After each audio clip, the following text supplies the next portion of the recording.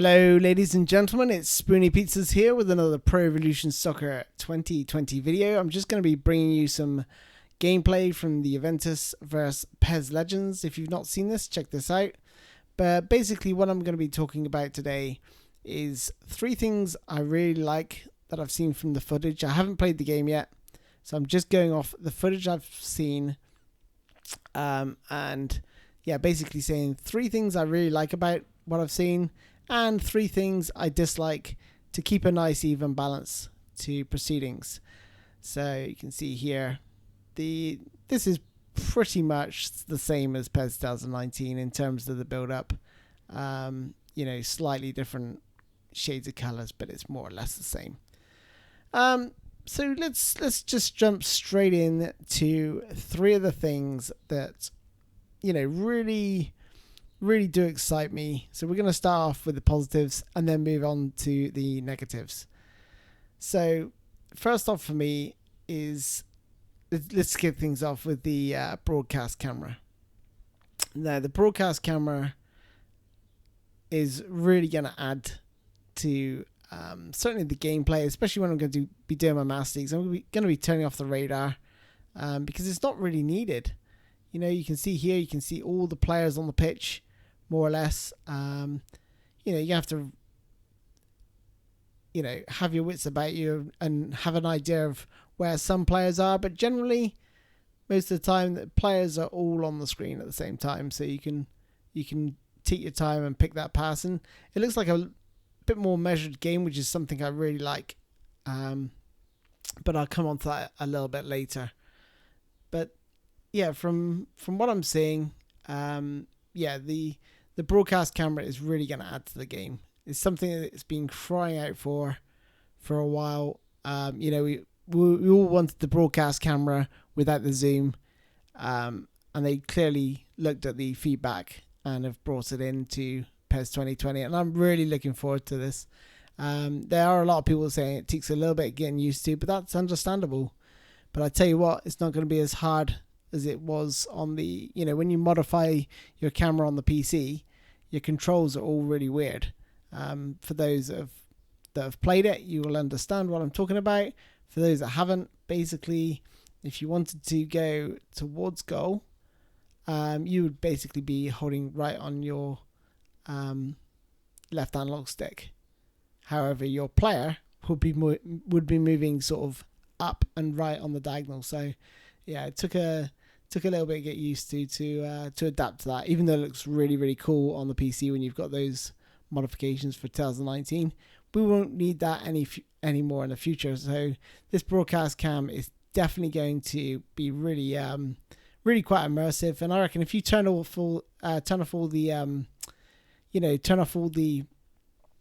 like I said, the mini map, that's a nice goal there from Mandzukic, great header. And if you turn off all the assists, like the player names in the bottom right and bottom left corners of the screen, the mini map, you're gonna have a really authentic feel to the game, and that's what I'm gonna do with my Master League. I mean, I don't know what you guys are gonna do if you're gonna turn off as well. Going for that more authentic feel. I do like the like I said, I do like the mini map. It's one of my biggest weapons in PES 2019, knowing where players are, and you know, even a slight, you know, noticing a slight gap between your opponent's player and your player can give you that edge to play that through ball or find a player in space. So really useful, but maybe not needed in PES 2020. So that's the first thing for me, is this broadcast camera. Now the second thing I'm most looking forward to next is the ball physics. The ball physics in this game look absolutely outstanding, really do. You know, the deflections, cool, that's a good effort.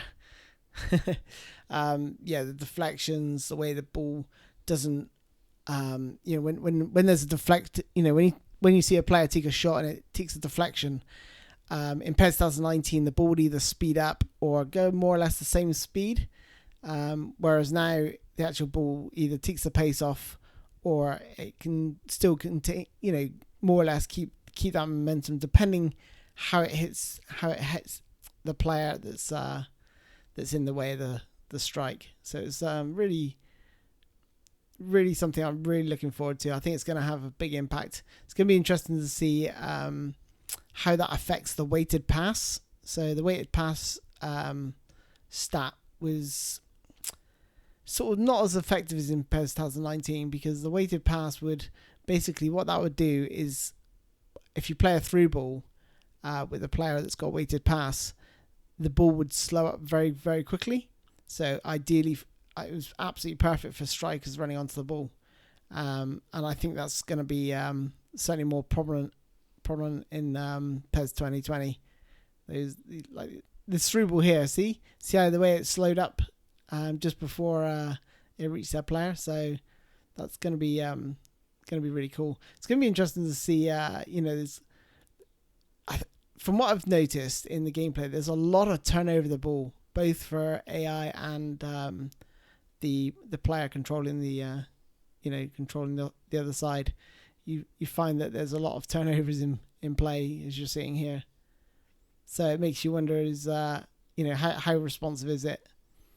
But that's that we'll find that out when we play the demo, I guess. But yeah, so the ball physics are the second thing that I'm certainly most looking forward to, and the third thing at the top of my list has to be the physicality between the players. I really, really like the physicality between the players. When two players come together, or certainly when there's a cross, you see people like there. He just headed that ball back. The other player clattered into him, and he sort of fell to the ground. It doesn't seem to take. Sometimes they used to stay on their feet a bit too much. But now when you see crosses, hopefully this guy's going to cross the ball, or the AI is going to cross the ball. You're going to see players sort of clatter into each other, and it's going to really add to the experience. It just feels like a real war at times on the pitch from what I'm witnessing. So I'm really looking forward to that. Okay, so that's my top three: the broadcast camera, the ball physics, and the physicality of the players. That's the three things I can take away from what I've seen so far. That's the positives. Now let's move on to the negatives. Now I'm going to start with the one that concerns me the most is the AI. From what I've seen players, good players, play against the AI on superstar difficulty. Not legend, because no one has access to legend difficulty, so we don't know how that's going to fare. But from what I've seen on superstar difficulty for the AI, it's not the greatest, I don't think. Doesn't seem to pose much of a threat. Everyone called for like long shots outside the box, and the AI does do that. And I have seen one goal scored by Gabriel Batistuta. It was an unbelievable goal. Smashed it into the top corner, which is brilliant to see. But I've also seen the AI, waste some good opportunities to play the ball when they had a chance to, maybe thread another player through. They've tried to take a shot on. So I don't know. I just think, this is superstar difficulty, I believe. I just don't think it looks that challenging. And, judging from what I can see, I don't think the player that's playing against this difficulty is all that great. Like, the game could be difficult to play. I don't know, but and maybe not as responsive as I'm imagining it is. But we'll just have to sort of wait and see. But I just hope that AI is, certainly on superstar difficulty, is going to be on point. I checked out someone else's video. It said I think the title was like, "Is the AI superstar AI challenging?" And then they didn't comment or commentate over the top of it to say what they found good and what they found bad about it. They actually played the game, so I was like, I was really looking forward to like clicking on that video, but unfortunately didn't do any commentary. To give their thoughts. So, and from watching that game, whilst they lost that game, look at this from Ronaldo. if that's Superstar AI, I'm pretty sure it is. I mean, yeah, it's great seeing a player burst through like that, but really, I don't think that should be. I don't know if this is Superstar AI. I just assume it is, because that's what they tend to play on. But I have actually seen the Superstar AI, and I have been a little bit disappointed, to be honest, in the other video where they actually claimed it was on Superstar and actually showed the video. So yeah, that's my first negative. Sorry to drag on about that one. The next one, the next biggest one, is the atmosphere. I was watching a Bayern Munich game, and the way teams scored, and honestly, it sounded like you could hear a pin drop. I was like, "There's no fans. You got no fans." That little meme. Yeah. Oh, good effort there, but easily saved. You think the AI would be banging that in? You know, the AI ramping up now. Let me close these adverts. But yeah, the atmosphere was pretty atrocious when I heard the you know, like I said, when that goal went in against Bayern Munich, it was like a pin. You could hear a pin drop. It was really, really poor. And lastly is about the finesse dribble. The game's finished, unfortunately. The finesse dribble is my third sort of negative point. Certainly when I was watching two teams play, I was watching Adam Batty and also his co-worker Robbie. When I was watching them play, they used a lot of the finesse dribble. Now, I don't want this game to be like a finesse dribble fest in the middle of midfield, you know. But to be fair, you know, it might not be like that. You know, it might not be as overpowered as I sort of thought at the time.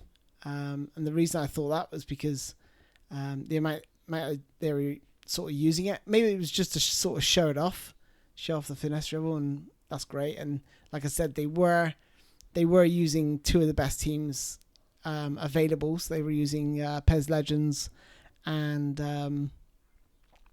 oh gosh, who was the other team they were using? Well, using a bunch of teams, weren't they? But they were using great players basically. So maybe it was, you know, it's going to be easy to do finesse dribble when you've got a bunch of superstars on the pitch. But it'd be interesting to see how the AI react to that, and I'll be putting the AI through its paces when the demo drops in 7 days. I say 7 days because if you sign up to a New Zealand account, you will be able to play PES 2020 demo early. So there's that one for you there. All you need to do is just find a New Zealand address and just sign up with an account, and then just wait for the demo to drop. I will be letting you guys know on my channel the second it drops, and I'll be letting you know how the demo goes. I'll be giving you my first impressions, and then I'll be sharing with you a full review after many hours and many days of playing, and you know, giving you an honest opinion on PES 2020. Anyway, that's all from me, guys. Hope you enjoyed the video, and I will catch you again soon. Bye bye.